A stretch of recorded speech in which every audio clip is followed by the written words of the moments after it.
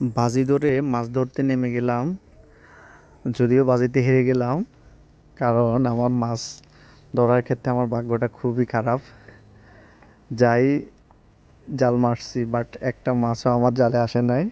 আমার ছোট ভাই জালে অনেকগুলি মাছ ধরা পড়ছে।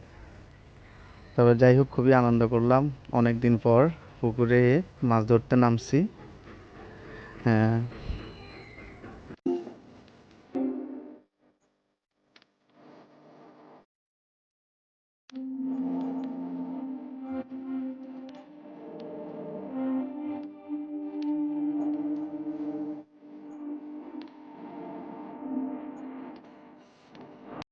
আমার ছোট ভাই অপু সহ আজকে পুকুরে নেমে গেলাম মাছ ধরার জন্যে।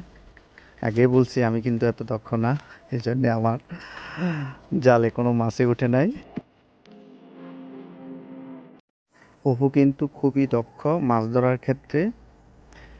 পুকুরে কোন জায়গায় মাছ আছে সে কিন্তু বুঝতে পারে। ওই জায়গায় সে জাল ফেলছে এবং কি তার জালে অনেক মাছ উঠেছে। বন্যায় আমাদের পুকুরটা ডুবে যাওয়ার কারণে এখানে বিভিন্ন প্রজাতির মাছ এসেছে। আমাদের এইদিকে লোকাল ভাষায় বলা হয় খুইয়া মাছ। আপনাদের এলাকায় কি বলে কমেন্টে জানাবেন।